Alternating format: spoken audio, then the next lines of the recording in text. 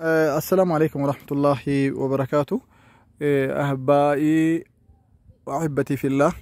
الدون أرجتان كوني شاشماني غنددوا أفوري يوكان الله تشرباتي جدا من بيكما سبالتي كرا وندم زورا إرّا نانو كانتي مزيني باية نسافة قول دندا مجتود إبادة رتي حال ركيسادا سبالتي كان إرّا جرا كمارغو رجرتاني كونو تابيلا كان إرّا جتودا haalli iddoo kanarratti ibaadaadha baay'ee rakkisaadha.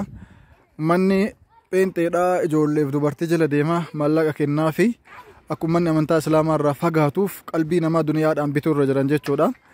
Jamaa nama muraasaan jichi kenna hajaasan wattichaatii namni isin argitan kuni nama rabbillee namni illee jaalatu jechuudha. Dachii tana kaaree 3,000 taatee jechuudha amma guutuun isiidha. Kan hafee jiru duuba kanarratti illee lafatu hafee jira keessa kanarratti illee lafatu hafee jira. Naannoo miliyoona 3 fi 800 waan ta'uun ka achi hafee fi kan duubatti hafetti illee jechuudha. Tun qofti miliyoona 1 fi 600 lamaaf. Miliyoona 2,600 kuni kan achi aanu miliyoona 1 fi walakkaadha duuba irratti illee lafti akkasitti jira. Walumaa galatti iddoo tana diiniitu dhaaluu qaba jedhanii ijoollee teena pheenxeen dhaaluu hin qabdu jedhanii nama muraasaan idaa kana erga rabbiiti isin abdatanii ummata islaamaa addunyaa hundarra jiru abdatanii bakka kana qabanii mana dhuunfaa namni maatii keessa jiraatu keessaa baasanii bakka isin argitan kana irratti salaatamuun jira jechuudha. Namni rabbi mana natti haa godhu jettu mala natti haa godhu jettu hiree gaariirra na haa oolchu jettu jaarsa gaarii jaartii gaarii ta'eebba malee abaarsa hin qabne waa baay'ee keessatti ni iyyattani. Ardii tana ardii pheenxeen dhaaltee beete kiristaanii irra ijaaruu barbaadan irratti uumamanii irra hidhamanii haga ammaatitti nama hidhaatu jirutu jira sababa dachii tana.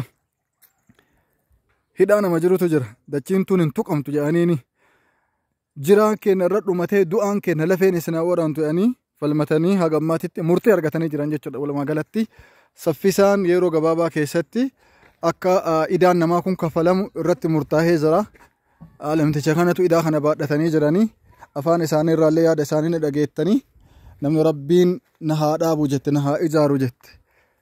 Jiruun tantee ta duniyaa gubbaa kaartaa pilaanee qabaachuun isii shakkiidha ta akhiraadha.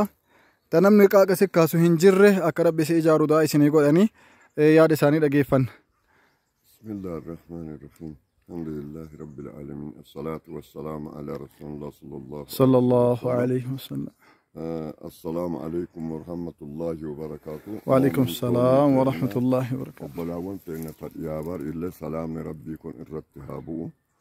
Akkuma amma Shee Mustafaan jedhan kana ulee kana naannawa kana naannawa isiin markaattoo godhattee qabatteetu diinnee aseenneerra.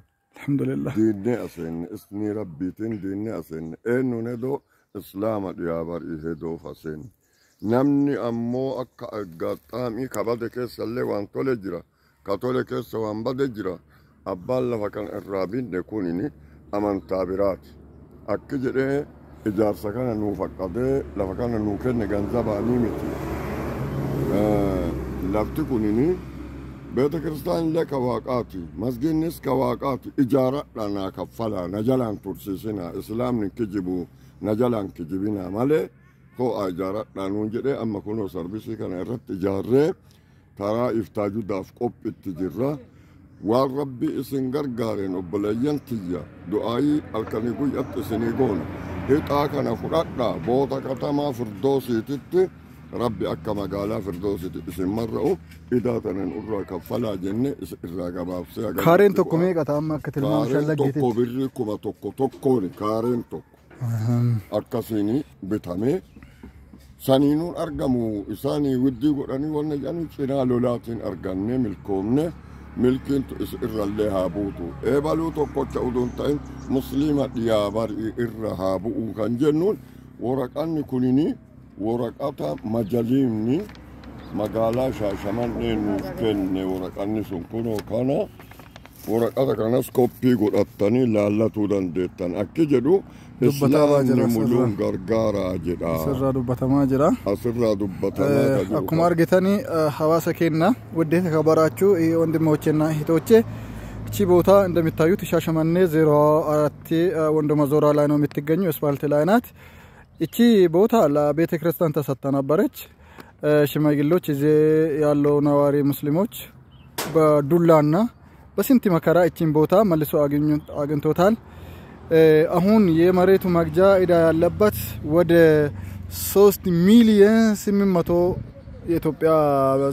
ሺህ የኢትዮጵያ ብር ነው እንግዲህ እቺን ይሄን ሁሉ መስዋዕትነት የከፈሉት ከአላህ በታች እናንተ ተብሳ ነው እናንተ ዓለም ላይ ያላችሁ ሙስሊሞች እንደምትረዱት ተብሳ ስለሚያረጉ ማንንም ወንድም እህት 100 ብርም ባትሉ 1 ብርም ባትሉ እኛ ተባብራችሁ ይሄን እንደምትከፍሉ በአክብሮት ይጠይቃቸዋለሁ ሰላም አለይኩም ወራህመቱላሂ ወበረካቱ